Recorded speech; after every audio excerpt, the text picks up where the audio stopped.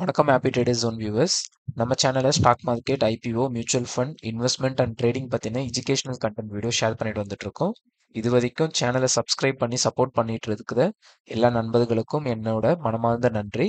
மேலும் சப்ஸ்கிரைப் பண்ணாதவங்க உடனே நம்ம சேனலை சப்ஸ்கிரைப் பண்ணிட்டு அந்த பெல் ஐக்கானையும் தட்டி விடுங்க. எங்களுக்கு இது மிகப்பெரிய ஒரு மோட்டிவேஷனலாக இருக்கும் நண்பர்களே. வாங்க நாம இன்னைக்கான வீடியோக்குள்ள போகலாம். ஹாப்பி ட்ரேடர்ஸ் ஜோன்ல கொடுக்குற கண்டென்ட் எஜுகேஷன் பர்பஸ்க்கு மட்டுமே பிரசன்டரோட பர்சனல் எக்ஸ்பீரியன்ஸ் பேஸ் பண்ணது. நாங்கள் செபி ரிஜிஸ்டர்ட் அனலிஸ்ட் இல்ல. ஸோ இது ஃபினான்ஷியல் அட்வைஸ்னு எடுத்துக்காதீங்க. இந்த வீடியோவை நீங்கள் பார்ப்பதன் மூலம் இதில் உள்ள பொதுப்பு துதப்பை நீங்கள் ஏற்றுக்கொள்கிறீர்கள் என நாங்கள் கருதுகிறோம். மியூச்சுவல் ஃபண்ட்ல இன்வெஸ்ட் பண்ண ரெடியா நீங்க? ஸோ எந்த ஃபண்டை வந்து நம்ம சூஸ் பண்ணணுன்றது உங்களுக்கு தெரியுமா?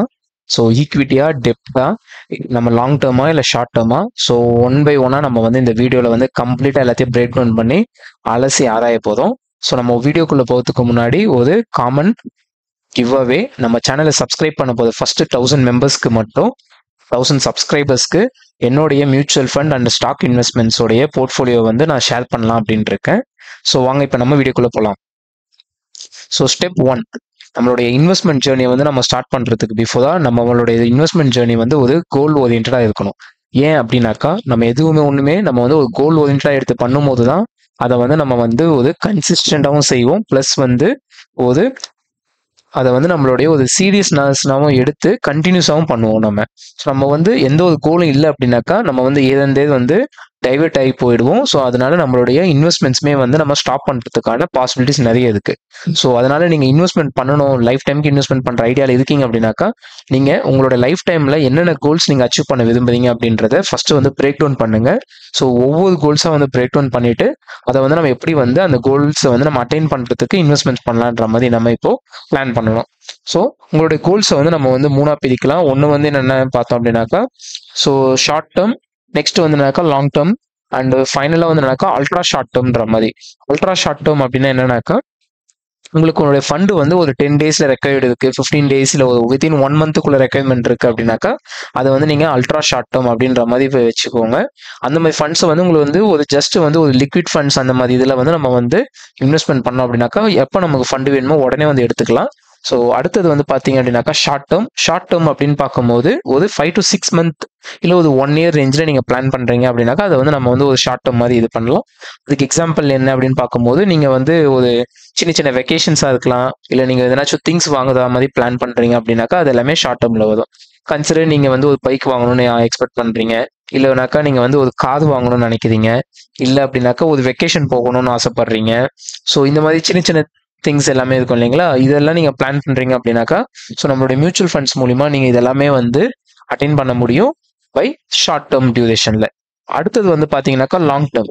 மேபி உங்களோட மேரேஜ்க்காக நீங்கள் பிளான் பண்ணலாம். மேரேஜ்க்கு வந்து ஒரு 10 lakhs 20 lakhs ஆகுதுன்னா அதை நீங்கள் மியூச்சுவல் ஃபண்டில் இன்வெஸ்ட்மெண்ட்ஸ் மூலிமா அதை ஒரு கோலாக செட்டப் பண்ணி நீங்கள் ஒர்க் பண்ணலாம். இல்லை அப்படின்னாக்கா நீங்கள் உங்களுடைய ரிட்டையர்மெண்ட்டுக்காக பிளான் பண்ணலாம். சைல்டு வந்து பிறக்குது அப்படின்னாக்கா அவங்களுக்கு 5 yearsக்கு நீங்கள் என்ன பண்ண போறீங்க, ஆஃப்டர் அந்த சைல்டு வந்து 10 years வந்தோடனே என்ன பண்ண போறீங்க, இல்லை அந்த சைல்டுக்கு ஒரு 20 years வந்தோடனே நீங்கள் ஒரு கார் வந்து ப்ரெசென்ட் பண்ண போறீங்களா, இல்லை அப்படின்னாக்கா அந்த சைல்டுக்கு வந்து நீங்கள் அப்ராட் ஸ்டடீஸ் பிளான் பண்ணுறீங்களா, இல்லை மேரேஜஸ் பிளான் பண்ணுறீங்களா.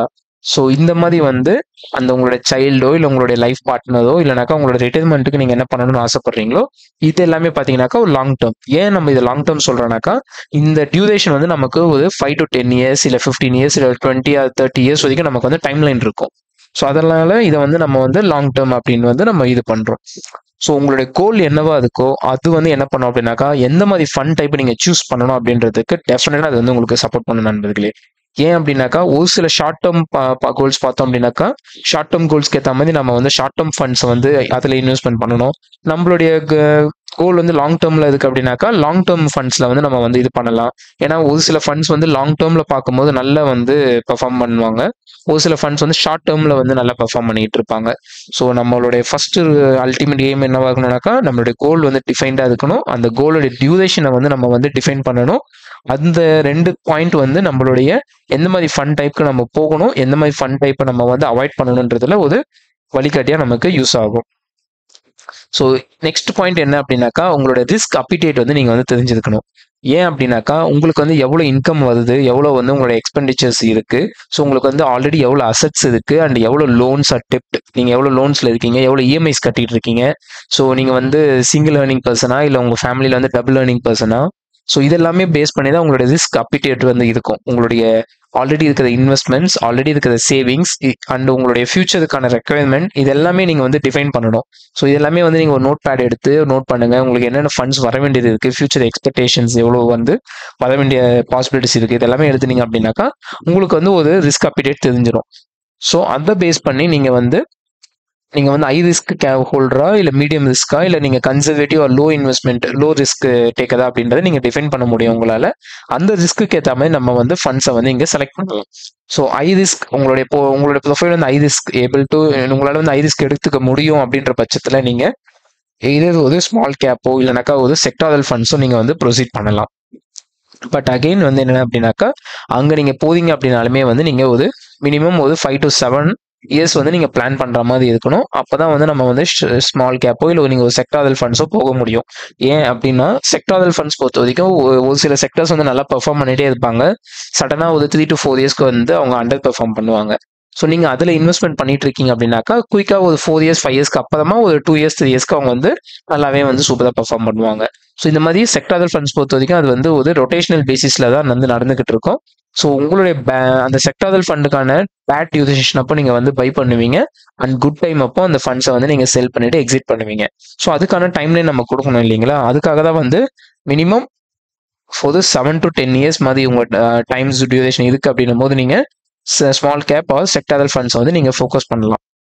ஸோ மீடியம் டைப் அப்படின்னு போகும்போது ஒரு லார்ஜ் கேப் ஃபண்ட்லையோ இல்லைனாக்கா வந்து ஒரு ஹைபிரிட் ஃபண்ட்லையோ நம்ம வந்து இன்வெஸ்ட்மெண்ட் பண்ணுறோம் அப்படின்னாக்கா அது வந்து மீடியம் டைமுக்கு வந்து ஒரு நல்லா இருக்கும். மீடியம் அப்படின்னு பார்க்கும்போது என்ன அப்படின்னாக்கா ஒரு மோர் தென் 10 to 15 இயர்ஸ்ன்ற மாதிரி நீங்கள் வந்து இது பண்ணலாம். அதே மாதிரி இது வந்து மீடியம் ரிஸ்க் தான். ஸோ அதனால வந்து நம்ம hybrid fund and large cap பண்ணும்போது ஆப்வியஸாக நிஃப்டி 50 ஸ்டாக்ஸில் தான் வந்து மெஜாரிட்டி ஆஃப் ஸ்டாக்ஸ் வந்து இது பண்ணுவாங்க. ஸோ அது வந்து கொஞ்சம் வந்து இப்போ ஸ்டாக்ஸ் ஃபாலோ ஆனாலுமே மேஜராக வந்து ஃபாலோ ஆகாதுன்றதுனால நம்மளுடைய கேபிட்டலோடைய ரிஸ்க் வந்து கொஞ்சம் மீடியமாக தான் இருக்கும். அண்ட் நெக்ஸ்ட் வந்து ஹைபிரிட் ஃபண்ட்ஸ்ன்னும் போது அவங்க வந்து மல்டிபிள் வேஸில் வந்து இன்வெஸ்ட் பண்ணுவாங்க. வெறும் ஸ்டாக்ஸ் மட்டும் இல்லாமல் கோல்டு, இடிஎஃப்ஸ் அந்த மாதிரி வந்து டெப்ட்டு கடன் பத்திரங்கள் இதில் எல்லாத்துலேயுமே வந்து இன்வெஸ்ட்மெண்ட் பண்ணுவாங்க. ஸோ இது வந்து உங்களுக்கு வந்து ரிஸ்க் வந்து கொஞ்சம் மிடில் தான் இருக்கும். அண்ட் ஃபைனலாக வந்து பார்த்தோம் அப்படின்னாக்கா உங்களுக்கு ரிஸ்கே இல்லாமல் நமக்கு மியூச்சுவல் ஃபண்ட் கிடையாது. ஏன்னா மியூச்சுவல் ஃபண்ட்னாலே வந்து it's subject to market risk. But வந்து லோ ரிஸ்க் அப்படின்னு பார்க்கும்போது வெறும் லிக்விட் ஃபண்ட்ஸ் அண்ட் கடன் பத்திரங்களை வந்து இன்வெஸ்ட்மெண்ட் பண்ணுவாங்க. ஸோ அது வந்து பார்க்கும்போது ரிஸ்க் வந்து ரொம்ப லோவாக இருக்கும். ஸோ இதை வந்து நம்ம அப்படியே வந்து பார்த்தோம் அப்படின்னாக்கா நீங்கள் இதுவாக வந்து கன்வெர்ட் பண்ணிக்கோங்க. ஸோ லோ ரிஸ்க் அப்படின்றத வந்து நீங்கள் வந்து வெரி அல்ட்ரா ஷார்ட் டேர்முக்கு போடலாம். மீடியம் அப்படின்றத வந்து நீங்கள் ஷார்ட் டேர்முக்கு போடலாம். அண்ட் ஹை ரிஸ்க்ஸ் அதை வந்து நீங்கள் வந்து லாங் டேர்முக்கு வந்து இது பண்ணலாம். ஏன் அப்படின்னாக்கா உங்களுடைய டைம் டியூரேஷனை நீங்கள் இன்க்ரீஸ் பண்ண அதோடைய ரிஸ்க் போர்ட்ஃபோலியோ அந்த ரிஸ்க் கேப்பபிலிட்டியை வந்து கொஞ்சம் வந்து ரெடியூஸ் பண்ணிட்டே வந்து வர முடியும். ஏன்னா நீங்கள் 10 நாள் டைம் தரதுக்கு பதிலாக 10 வருஷம் டைம் தரீங்க அப்படின்னாக்கா 10 நாளுக்குள்ள அந்த ஸ்மால் கேப் நல்லா பண்ணாமல் இருக்கிறதுக்கு பாசிபிலிட்டிஸ் நிறைய இருக்கும்.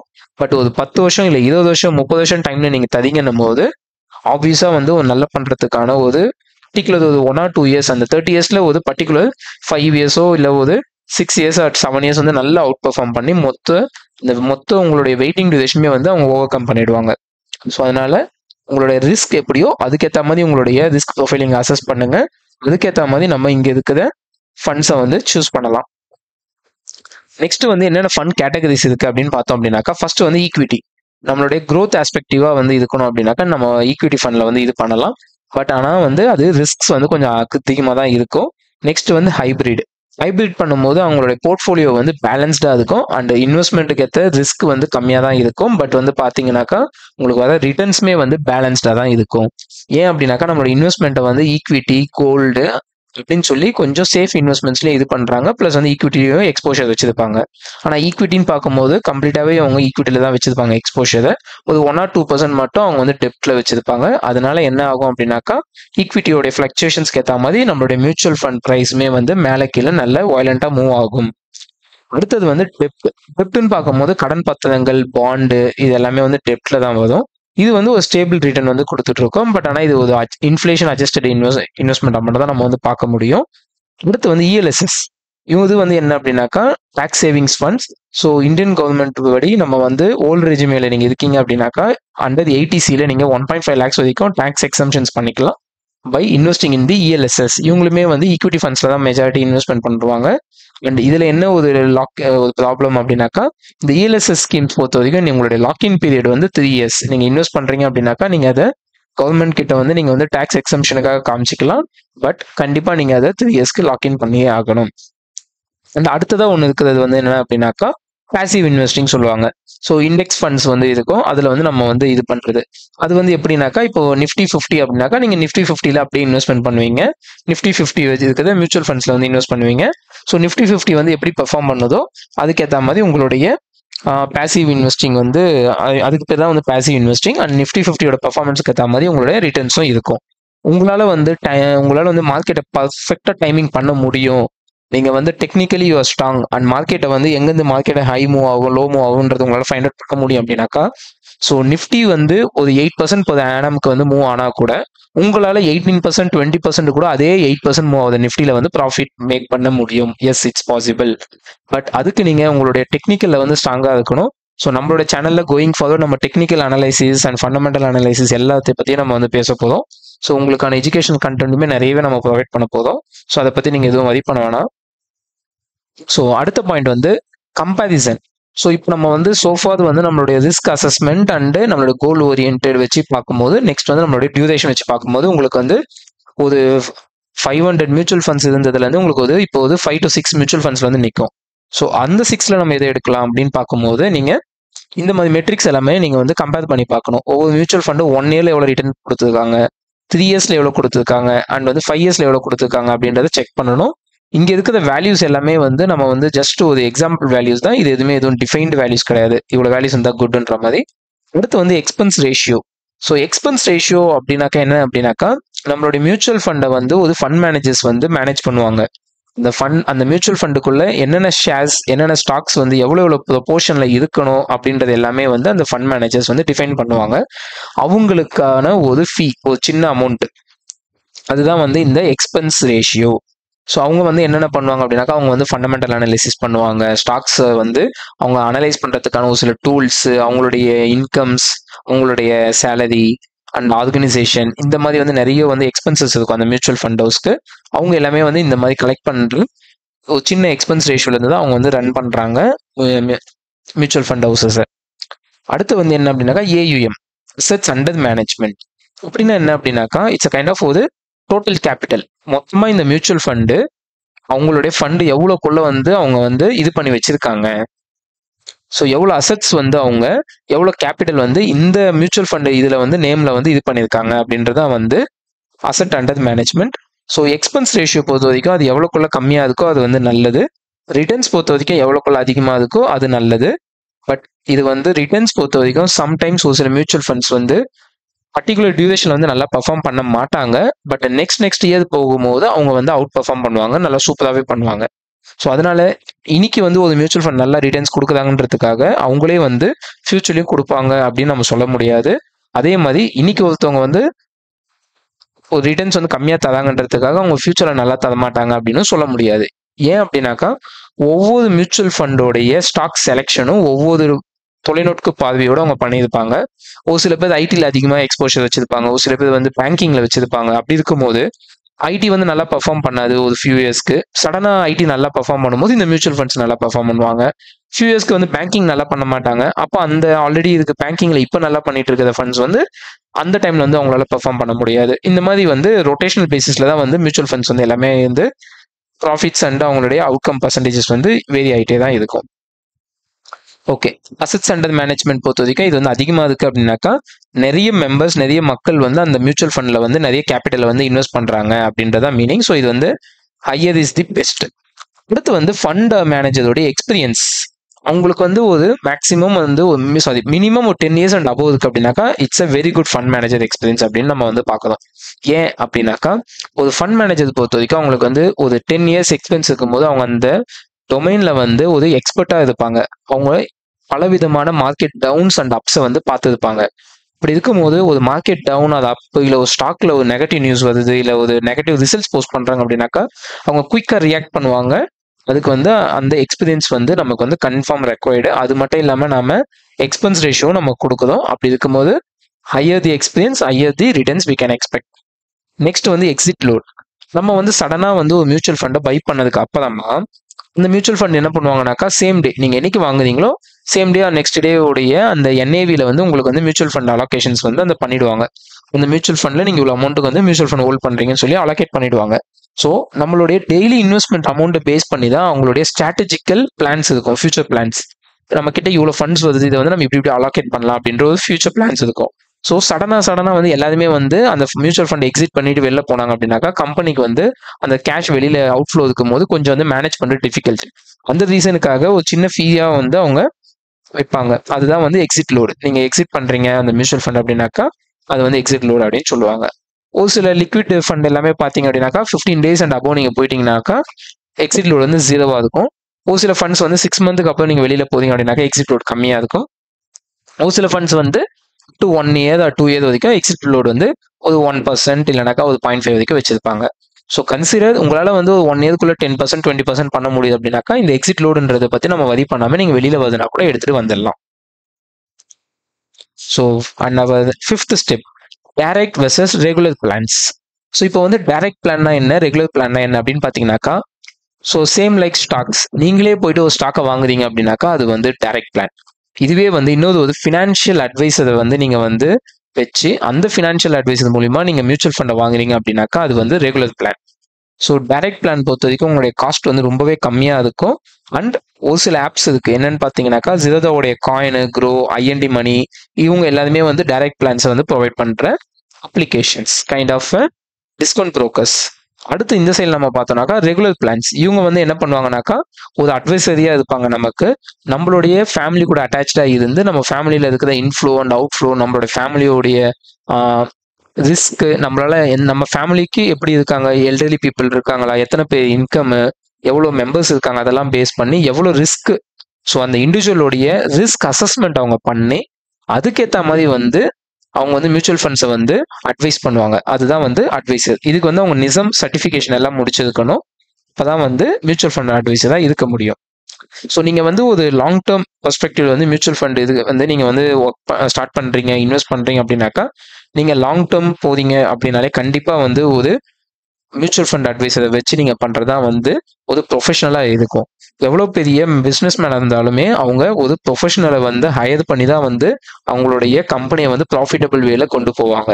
ஸோ நம்மளுமே ஒரு ப்ரொஃபஷனல் பிஸ்னஸ் மேன் மாதிரி நம்ம யோசிக்கணும் அப்படின்னாக்கா சின்ன சின்ன அமௌண்ட்டுக்கெலாம் நம்ம ஃபோக்கஸ் பண்ணாமல் ஒரு ஹியூஜ் பிக் பிக்சர் தான் நம்ம வந்து பார்க்கணும். அதுக்காக நீங்கள் வந்து ஒரு கோல் ஓரியன்டாக சீரியஸ் இன்வெஸ்ட்மெண்ட்டாக ஸ்டார்ட் பண்ணுறீங்க அப்படின்னும் போது கண்டிப்பாக ஒரு அட்வைசர் வைக்கிறது தான் suggestible. Step 6, SIP versus lump sum. இது வந்து நம்மளுடைய மியூச்சுவல் ஃபண்ட் பேசிக்ஸ் வீடியோலையும் நம்ம பார்த்துருக்கோம். 1 second வந்து நம்ம இதுலேயும் சொல்கிறோம். எஸ்ஐபின்னும் போது நீங்கள் மந்த் ஆன் மந்த் வந்து பண்ணணும். 1ஆம் தேதினா 1ஆம் தேதி மாதம் பண்ணிடணும். மார்க்கெட் கீழே இருக்கோ மேலே இருக்கோ இல்லை நடுவில் இருக்கோ டிசிப்ளின்டாக நம்ம வந்து எஸ்ஐபி பண்ணிடணும். இது நீங்கள் உங்களுடைய மியூச்சுவல் ஃபண்டில் எஸ்ஐபி வந்து செட் பண்ணி வச்சுட்டிங்கனாலே ஆட்டோமேட்டிக்காக உங்கள் அக்கௌண்ட்லேருந்து ஃபண்டு வந்து ட்ரான்ஸ்ஃபர் ஆகி மியூச்சுவல் ஃபண்டு பை ஆகிடும். இன்கேஸ் உங்கள் அக்கௌண்ட்டில் ஃபண்ட் இல்லை அப்படின்னாக்கா இதுக்காக எந்த ஒரு சார்ஜோ இல்லைனாக்கா எந்த ஒரு கிரெடிட் ஸ்கோர் இம்பாக்டோ இருக்காது. ஜஸ்ட் அந்த மந்தோட எஸ்ஐபி மட்டும் உங்களுக்கு வந்து இதுவாயிருக்கும், ஸ்டாப் ஆயிருக்கும். நீங்கள் வந்து ஒரு சேலரிடு இன்வெஸ்டர்ஸ் இல்லைனாக்கா உங்களுக்கு வந்து இன்கம் வந்து மந்த் ஆன் மந்த் வந்து ஜென்ரேட் ஆகாத மாதிரி இருக்குது அப்படின்னாக்கா எஸ்ஐபி வந்து உங்களுக்கு கண்டிப்பாக வந்து சூட் ஆகும். உங்ககிட்ட வந்து ஒரு லேண்டோ இல்லை வீடோ இல்லை ஏதோ ஒரு உங்களுக்கு வந்து ஒரு ஓல்டு ஆன்செஸ்டர்ஸ் ப்ராப்பர்ட்டி விற்று உங்களுக்கு வந்து ஒரு பணம் வந்ததுக்கு அப்படின்னும் போது உங்கள் கையில் வந்து ஒரு லம்சமாக ஒரு அமௌண்ட் வச்சுருப்பீங்க. அப்படி இருக்கும்போது நீங்கள் அந்த லம்சம் அமௌண்ட் வந்து நம்ம மார்க்கெட்டில் வந்து இன்வெஸ்ட் பண்ணலாம். அதுக்குமே நிறைய ஸ்ட்ராட்டஜிஸ் எல்லாமே இருக்குது. அந்த ஸ்ட்ராட்டஜிஸ் படி தான் வந்து நம்ம வந்து இன்வெஸ்ட் பண்ணோம். அப்போ தான் மார்க்கெட் கீழே ஃபாலோ ஆனாலுமே அந்த ரிஸ்க்ஸை நம்மளால் வந்து கோப் அப் பண்ணி ப்ராஃபிட்டபுளாக வந்து நம்மளால் கொண்டு வர முடியும் நம்மளுடைய மியூச்சுவல் ஃபண்ட் போர்ட்ஃபோலியோவை. ஸோ நீங்கள் வந்து லம்சம் அமௌண்ட்னாக்கா ஸோ இந்த மாதிரி நம்ம பிரித்து இன்வெஸ்ட் பண்ணணும். எஸ்ஐபி அப்படின்னும் போது நம்ம salary investors month on month நம்ம இன்வெஸ்ட் பண்ணலாம். மார்க்கெட் எப்பப்பெல்லாம் கீழே போகுதோ அப்போல்லாம் 1 or 2 months எஸ்ஐபி அமௌண்ட்டு நம்ம எக்ஸ்ட்ராவாக ஆட் பண்ணிகிட்டே போகுது, இன்னமும் நல்ல பெனிஃபிட்ஸாக இருக்கும். அண்ட் நெக்ஸ்ட் வந்து என்னன்னாக்கா ஒரு செக்லிஸ்ட். நீங்கள் பிஃபோர் இன்வெஸ்ட் பண்ணுறதுக்கு முன்னாடி நம்ம என்னெல்லாம் பார்க்கணுன்றதை பற்றி தான் இப்போ பேசணும். அதை தான் இங்கே நம்ம செக்லிஸ்ட்டாகவும் கொடுத்துருக்கோம். ஃபர்ஸ்ட் உங்களுடைய கோல் ஒரு பேப்பரில் எழுதுங்க. உங்களுடைய ரிஸ்க் நீங்களே வந்து ரிஸ்க் அசஸ்மெண்ட் பண்ணுங்க. அண்ட் அடுத்தது வந்து ஃபண்ட் டைப். ஸோ எந்த மாதிரி ஃபண்ட் டைப்பை வந்து நம்ம எடுக்கலாம். நெக்ஸ்ட் வந்து உங்களுடைய டியூரேஷன்ஸ் வந்து எவ்வளோ டியூரேஷன்ஸ். இப்போ மெட்ரிக்ஸ் நம்ம கொடுத்துருக்கிற மெட்ரிக்ஸ் எல்லாத்தையும் கம்பேர் பண்ணுங்க. ஸோ நீங்கள் வந்து ரியல் டைம் ஒரு பிக் இன்வெஸ்டர்ஸ் அப்படின்னும் போது நீங்கள் ரெகுலர் பிளான் போயிடுங்க. டைரக்ட் பிளான் வந்து சின்ன சின்ன இன்வெஸ்டர்ஸ்க்கு வந்து டைரக்ட் பிளான் வந்து சஜஸ்டபிள். பட் அகெயின் நீங்களுமே வந்து உங்களால் முடியும்னா ரெகுலர் பிளான் போகிறது நல்லதாக இருக்கும். ஏன்னா எவ்வளோ பெரிய ஒரு எக்ஸ்பர்ட்டாக இருந்தாலும் அவங்களுக்கு கண்டிப்பாக ஒரு மாஸ்டர் இருக்கணும். ஏன்னா இது வந்து எமோஷனல் ரிலேட்டட் ஸ்டப்ஸு. எல்லா நேரத்துலையும் நம்மளால எமோஷனலி ஸ்ட்ராங்காக ஒரு டிசிஷன்ஸ் எடுக்க முடியாது. ஸோ எவ்வளோ பெரிய டாக்டராக இருந்தாலும் அவங்களுக்கு ஹெல்த் சரியில்லை அப்படின்னாக்கா அவங்க இன்னொரு டாக்டர் கிட்ட தான் போய் ஆகணும். அவங்களே அவங்களுக்கு மெடிசன்ஸ் கொடுத்து இது பண்ணிக்க முடியாது. ஸோ அடுத்தது வந்து நம்ம வந்து எஸ்ஐபிஆர் லம்சம் அப்படின்னு பார்க்கும்போது என்ன கேட்டால் நான் உங்களை ரெண்டுமே பண்ணுங்கன்னு தான் சொல்லுவேன். எப்பப்பெல்லாம் உங்ககிட்ட காசு இருக்கோ அப்பப்பெல்லாம் லம்சம் பண்ணுங்க, எப்பப்பெல்லாம் காசு இல்லையா அப்பெல்லாம் மந்த் அண்ட் மந்த் எஸ்ஐபி பண்ணுங்க. ஸோ அடுத்து வந்து நம்ம பார்க்க போகிறது வந்து டூல்ஸ். நீங்கள் எதனா ரிசர்ச் பண்ணணும் அப்படின்னாக்கா நம்ம என்னென்ன டூல்ஸ் எல்லாம் நீங்கள் ரெஃபர் பண்ணலாம் அப்படின்றது இந்த வீடியோவில் இருக்குது. ஒன்று வந்து மணி கண்ட்ரோல் ஆப்பில் போய் பார்க்கலாம் நீங்கள் மியூச்சுவல் ஃபண்ட்ஸை. வேல்யூ ரிசர்ச் இருக்குது, குரோ ஆப் இருக்குது, இடி மணி இருக்குது, பேடிஎம் மணி இருக்குது, அண்ட் ஐஎன்டி மணி இருக்குது. ஸோ இதில் எல்லாமே நீங்கள் பார்த்துட்டு எதில் நீங்கள் இன்வெஸ்ட்மெண்ட் பண்ணணும்னாலும் பண்ணலாம், அண்ட் ரிசர்ச் பண்ணுறதுனாலும் நீங்கள் ரிசர்ச் பண்ணலாம். ஸோ இந்த வீடியோ உங்களுக்கு பிடிச்சிருந்தது அப்படின்னாக்கா கண்டிப்பாக லைக் பண்ணுங்க. அண்ட் உங்களுக்கு நெக்ஸ்ட் எந்த மாதிரி வீடியோஸ்லாம் வேணும், இல்லை நீங்கள் எதனா ஆல்ரெடி மியூச்சுவல் ஃபண்ட்ஸ் வச்சிருக்கீங்களா அதை பற்றி அதை அனலைஸ் பண்ணனாக்கா நம்மளோட சேனலில் வந்து கமெண்ட் பண்ணுங்க.